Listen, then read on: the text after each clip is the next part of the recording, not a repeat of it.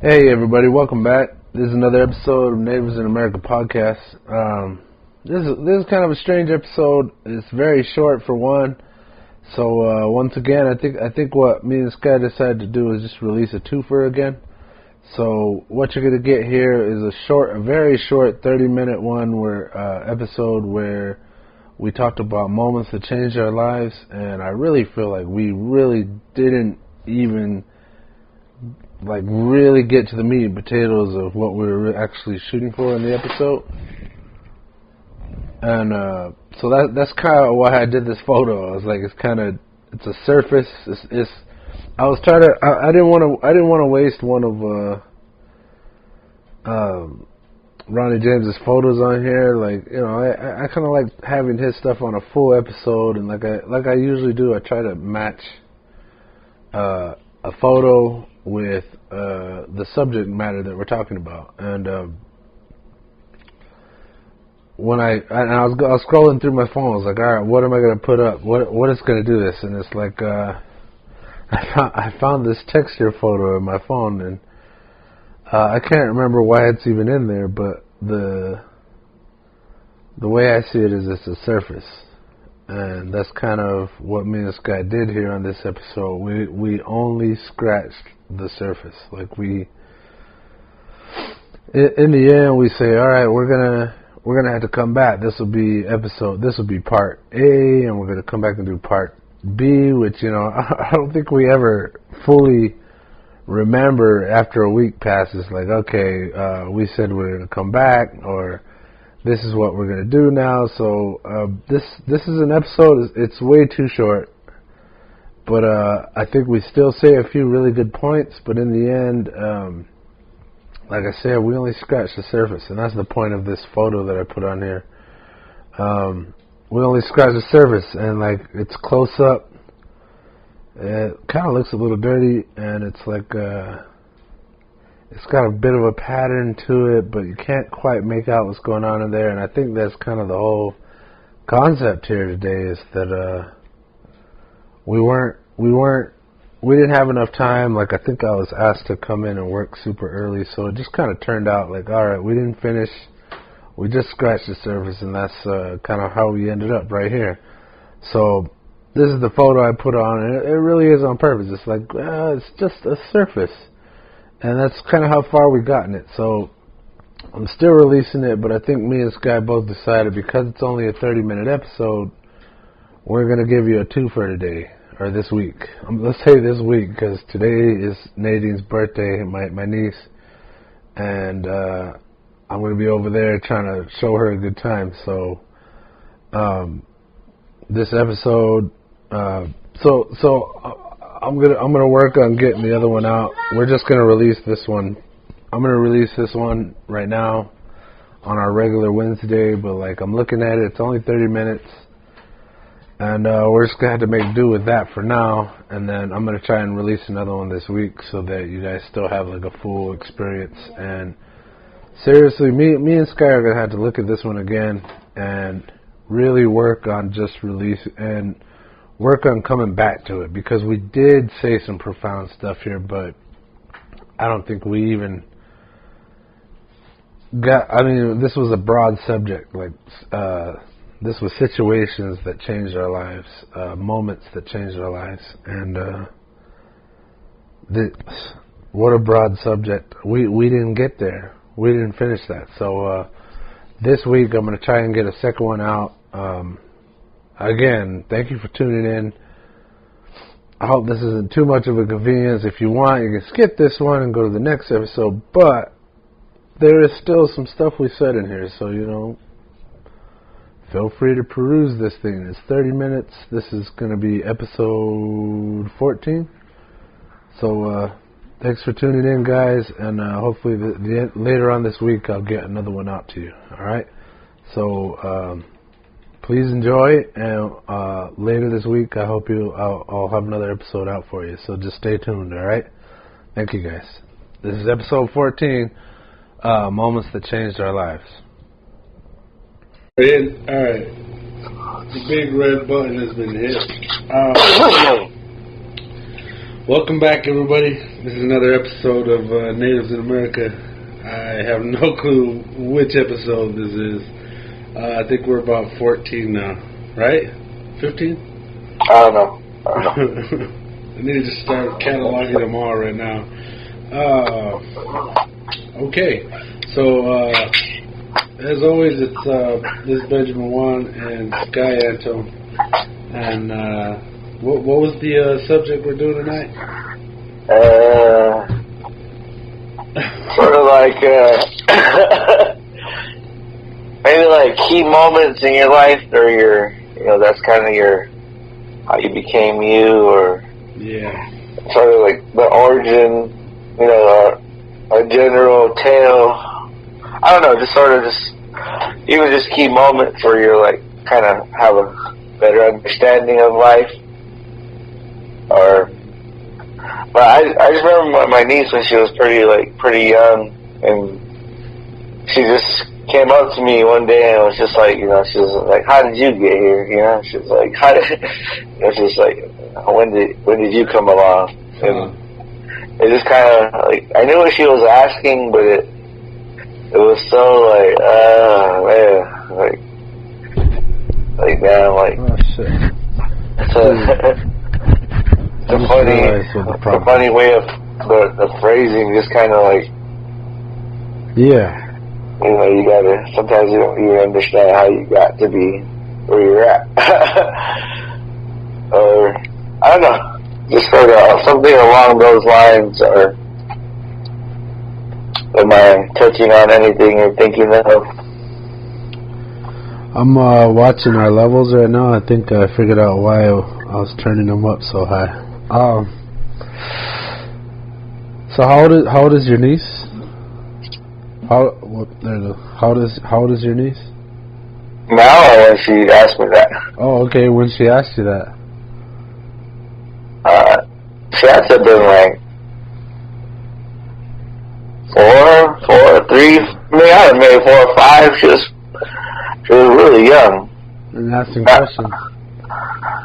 Asking those kind of questions of, I don't know, diving more deep into, how did you really come to be? Yeah, well, I'm sitting here, like, even when you brought it up earlier, I was trying to think, like, a bunch of little events show up, but it's like where I'm also trying to think a little more critically about it, like a turning point. Yeah, that too. I mean, even like symbolic moments, or the not rite of passage, but like graduation or first child, like these monumental things that you're supposed to experience, and all of that too. You know what I'm saying? Yeah, a bunch of events keep popping up, and I'm like, all right, where do I start? And I talk about it all the time, saying having a kid changes my way of thinking in really kind of interesting ways. Like, they're small and sometimes seem insignificant, and then I think about it, and it kind of like it becomes like this mind-blowing big thing. But if I go even further back, one of the first things I wanted to share was getting my first place, my own spot. Your own spot. Your own master pat. Yeah. Maybe even my own car, cell phone. I mean, these are all possessions, basically, and I'm thinking, well, not my son. He's not a possession, but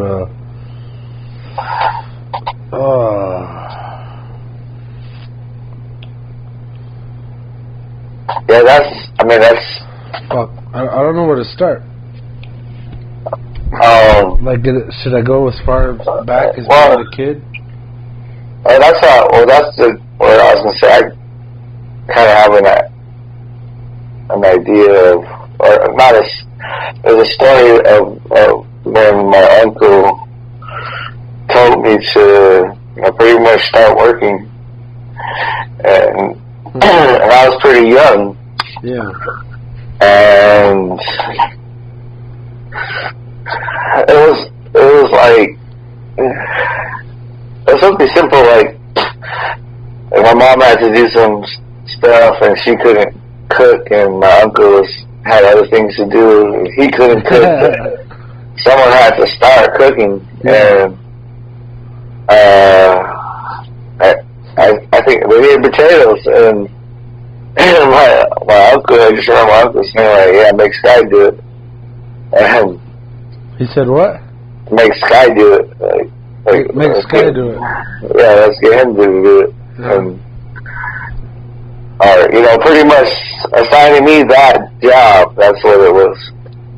I wasn't like forcing him to do it, it was more like, let's give him the task of doing that, you know, because,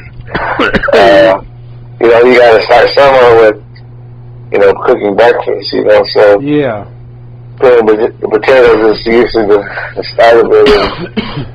It's kind of like it's like the prep work. It's not even like the real cooking. And so, when he said that, I remember just kind of thinking, like, man, I thought I'm too young for this shit. Like, yeah. I'm not supposed to be cooking. I was just a kid, but you know, him saying that and actually me following through and doing it, like, yeah.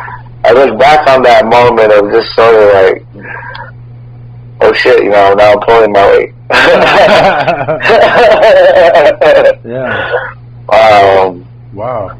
But that was pretty cool because, you know, even now it feels like peeling potatoes is kind of like you need to do it type of work. I don't know why. I just like, nah, well, I better start peeling those potatoes. Yeah. What did you make? What was your dish? No, I just peeled the potatoes. I don't know, I might have cut them up. You were getting like, them ready.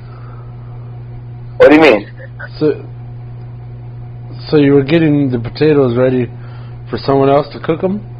Yeah, I mean, so you were prepping. Yeah, but you know, like potatoes, so you gotta peel them, you gotta wash them. Yeah. Even cut them if. Shit, that's still a task today. Yeah, so it was, to me, it's almost like washing the dishes. Like, Yeah, I don't know. Yeah. Well, I was thinking back of doing my own laundry. My mom described it as being able to do it when I could first see over the top of the washer. So I always think about that. Like, I always reuse that expression. I've been doing laundry since I could see over the top of the washer. And I remember doing it, like, you know, cranking the shit, trying to figure out what the hell I'm doing. But it was like a change in my life, holding weight.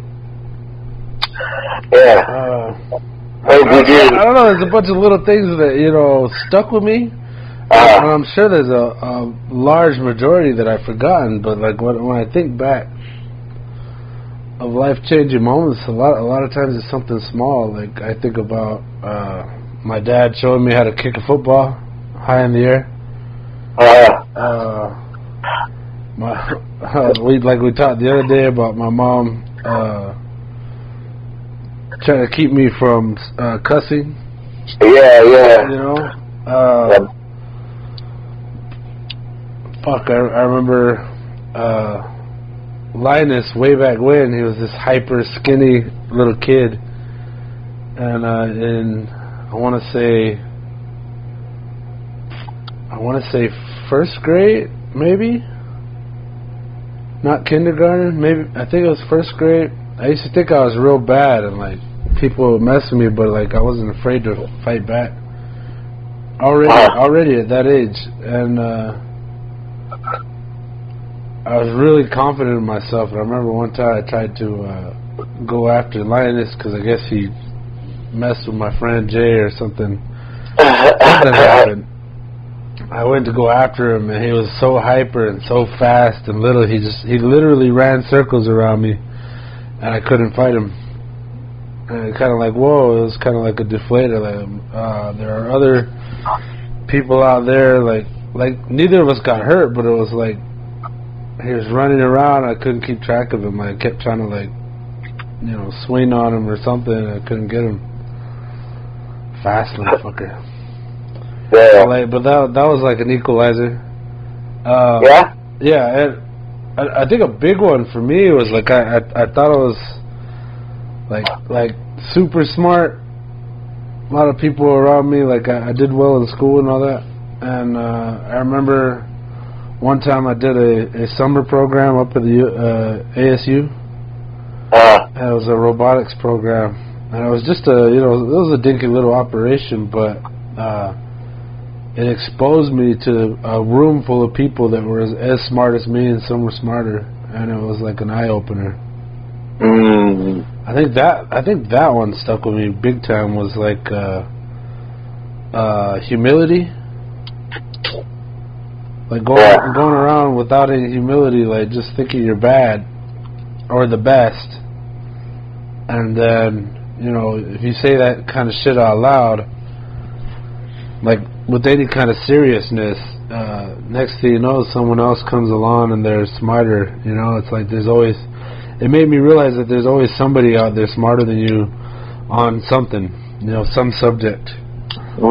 And it kind of taught me humility. Like, I thought I was the shit, like way more than I was. Yeah. Huh.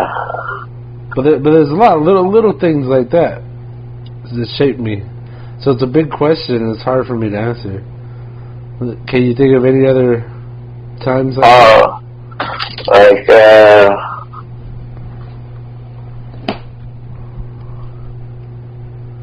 I remember, I had a bunch, but then I just now totally forgot. When you were talking about all your stuff. I mean, you know, just when you were talking about laundry, like, to reach it, I thought of, like, because we went to the laundromat in the city, and we always had to go with our mom, like, as kids. Like, we would have to help her. I mean, yeah, she made us work. She made us, like, help. So, like, I can't remember just switching over to,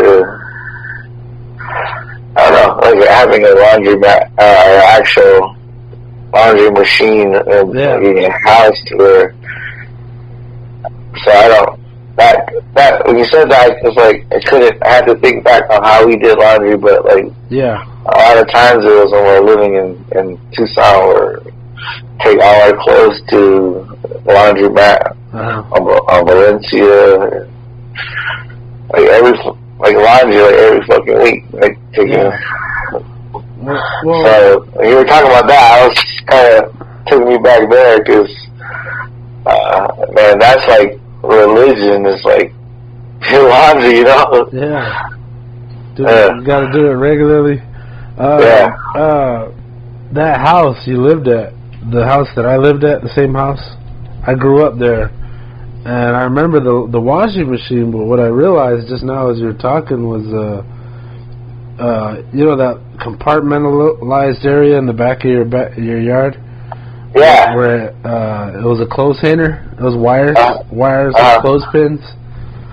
And I remember that's how we dried our clothes. So I would wash them, but we'd hang them up.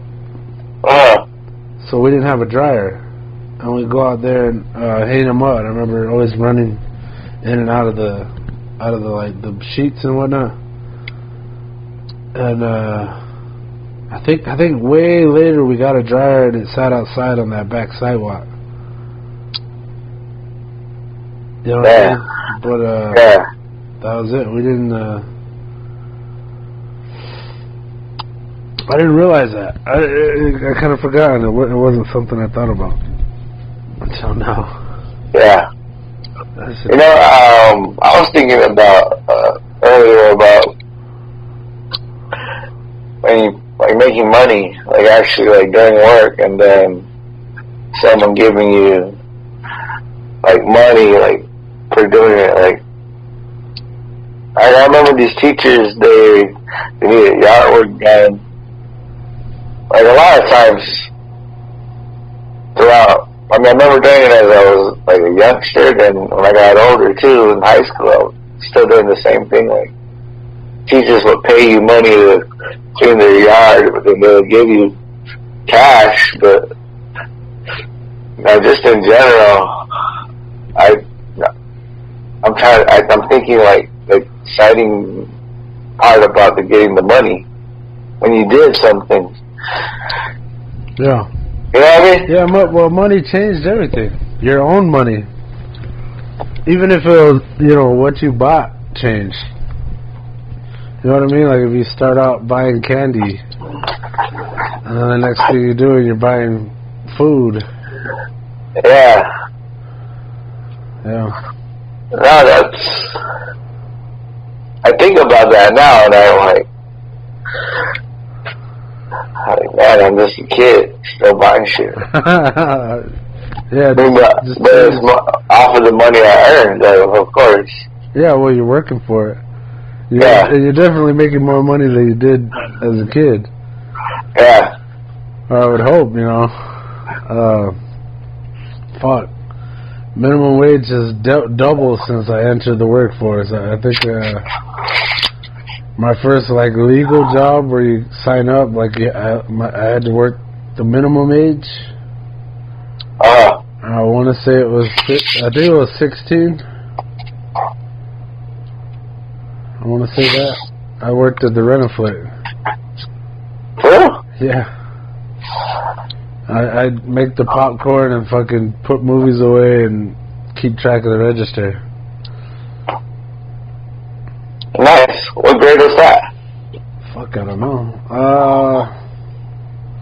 I was 18 in 2004. So, and I think I was either 15 or 16. So 5 years. So 1999. 1999. Yeah, damn. I was hanging out with my boys at work, and I told them I graduated in 2004, and they're like, "Man, I was just born," or or I think they said I was like 5, something like that. I was like, Jesus, fellas. Oh God. Oh man, well I remember I worked at Bash's. And you got paid every week. So that was pretty cool. I mean, it was some small, if I busted my ass, I would be able to get over $100. But yeah. I didn't work that much to be. But it was always nice to have that cash. To be able to do things. Oh yeah. I think another, I guess, an event that really changed me was, I think funerals in general, but my Auntie Joyce passed away. And we were talking about moving from Cells, that house that you live in, after us. That house, we're moving from there to Coalfields, but it hadn't quite happened yet, and we were looking forward to it because my Auntie Joyce lived in Coalfields with our cousins, and they were always fun and cracking jokes, and we're laughing and watching movies, usually scary movies. And man, we were we're gonna move out and be with family out in Coalfields. And maybe a year before, or maybe within the year that we were working up towards moving out there, I think we had put in for the housing, kind of like your house is now. Like the new architect was coming through the res, and they were planning on building a group of houses, and everybody had to apply. And I think we got all the approval, and we were just waiting for them to build them. And about that time, my Auntie Joyce passed away. And like that was a life changer. It was like exposure to death, where I could comprehend it on a larger level. And it changed me, like, because then we eventually moved to Coalfields, and it was kind of different. Like, it was kind of sad and somber, but also, you know, new, like the new world that shaped me, like where I'd become a teenager. Yeah. Yeah, like it was all connected, like death and growing older and, you know, becoming my own person. Like, yeah, man, funerals. Yeah. I mean, I didn't want to bring this down, but I was like, man, that changed me. I know what you're saying. When you kind of, I think there are those moments too that are kind of negative. I wouldn't say negative. It's like, you know, part of life, but okay.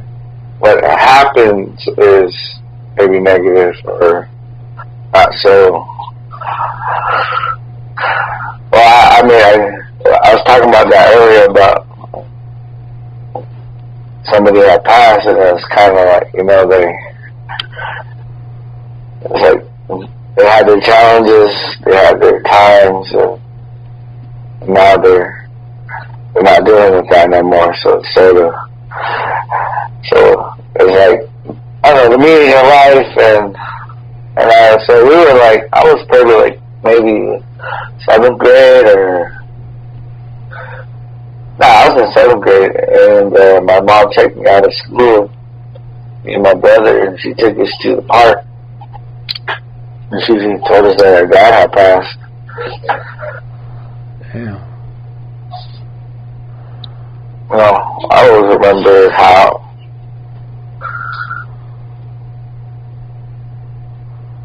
it was a calm way to tell us. Yeah. But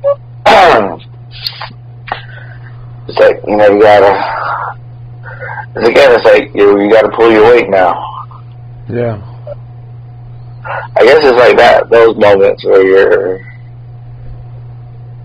there's a new understanding of life. Yeah. Or the circumstances are legit, you know, because I think like our time's gonna come, but then when it happens to somebody close or somebody you know, then it's just like, it's kind of a reminder of how things could get, you know? Yeah. So made it real. Yeah. Yeah. So that was, I think that moment, you know, kind of reflecting on that, like just, it was like, it didn't matter, not so much your feelings, but you're like, man, even though I'm just a youngster, I'm going through this, you know. Yeah. So that was. But I also remember like happy times with like hanging out with my grandma. Yeah. My grandma was pretty cool when she was working. She was actually like she did like actual like soldering work for missiles. What? Yeah, so she like worked on like missiles that I'm not too sure what branch, probably all the branches of the military were using, but you know, the wiring work inside the missile, and there's like soldering. She did soldering stuff, like, and she had that job for a while. So she lived in Tucson. She had an apartment in Tucson, and my brother called her Grandma Town because she lived in Tucson. So we would always, when we were living on the rest, we would go to town to see her. And when my mom would when we eventually moved up to Tucson, and my mom would be working, we would kind of be always with her. And, yeah, just hanging out with her. And I played a lot of like YMCA ball, and I know, kind of going back, like, she was the one taking me to all these different things. Yeah. And there was this game where it was like pretty close, like a nail biter, and it came down to just some me random moment, just doing like a football, full court shot. And you know, we won the game, so it was like everybody was all proud. And I think at that moment, like, damn, you know, that was some once in a lifetime. Oh yeah. Sounds like it's still getting you. Talking about it now, like, damn, because it wasn't like sad or anything. It was more. Sounds awesome. Like a good day. Yeah, that was pretty. I mean, I don't even remember after. Yeah. But it stuck with you, right? Like that's the whole point that we're making here, is moments that have lasted in your memory and kind of boosted you or took you down a notch. As far as happy memories go, I was thinking about dances at the family houses. Yeah. Like it happened a lot at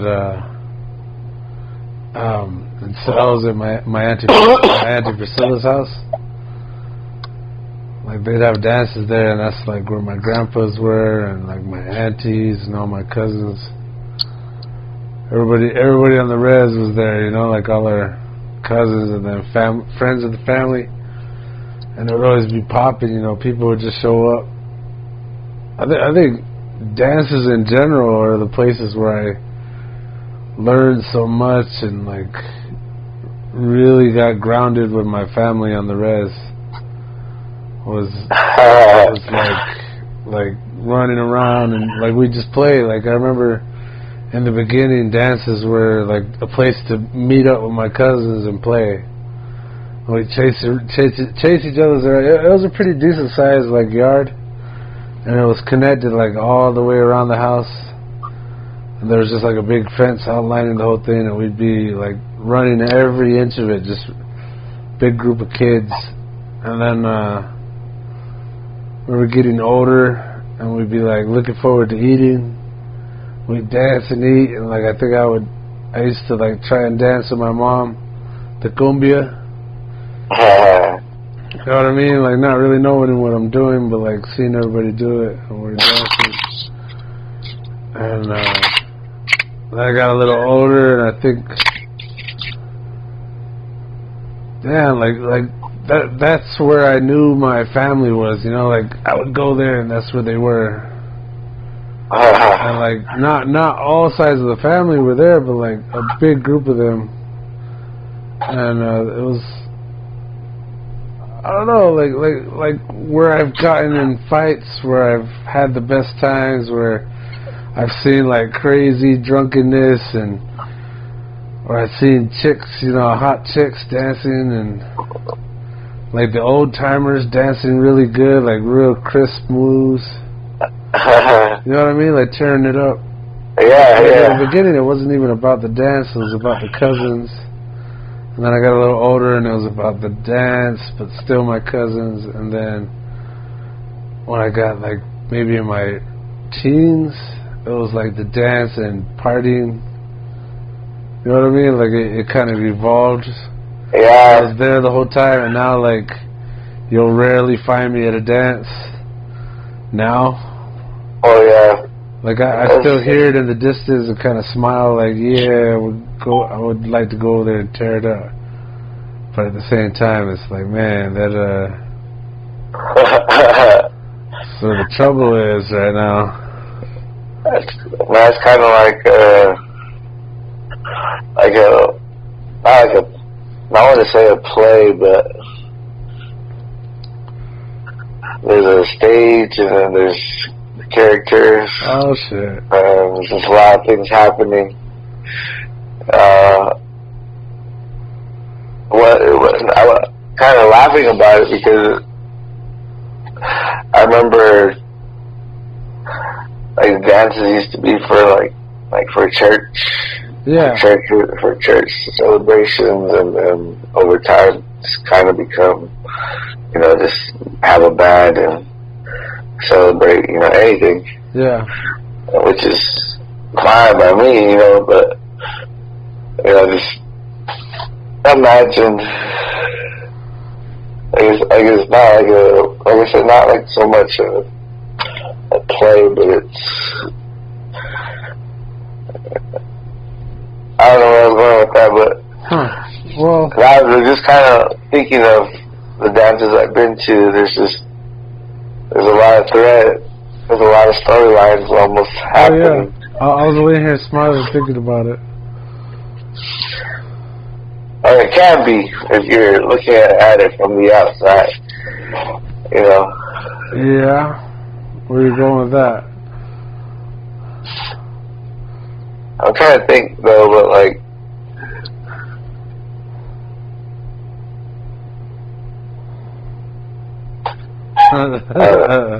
just quiet. I mean, just kind of being brave enough to ask somebody to dance, or oh yeah, kind of like showing your swag, Yeah. I don't know. Yeah, well, you go to see the ladies too. You're hoping to meet some girls there that you're gonna get to dance with. Who's been the nicest, the nicest cumbia? Yeah, when I was little, this brings up another happy time. The Reds used to be all about football games. Or it used to be like a big deal. You know what I mean? Like, I think maybe I just haven't been to a football game lately. But like, it used to be like the big thing to do. Like, when I was little, we'd go and watch like the high school football game, and everybody would be there. Like, it'd be a huge turnout. Everybody, all the girls, and that's where like if you were lucky enough to go with your friends instead of your parents, you go and kind of dress up a little, maybe put a little too much cologne on, and I don't know, just go check out the ladies and joke with your buddies and like, I don't know, like get exposed to everybody out there. Yeah. I was gonna say it's not like church. That's kind of where you. Or like that's where I went to go see the ladies, was at church. I don't know if it was just there's pretty girls at the churches I went to, but I don't know. I just remember like, because we would go with our grandmother to church. She would take us to churches in Tucson like every Sunday, and there would be always just a lot of like pretty girls, and it wouldn't be such of a bad thing to go. Yeah, I remember getting in trouble for just like not paying attention and looking at the girls.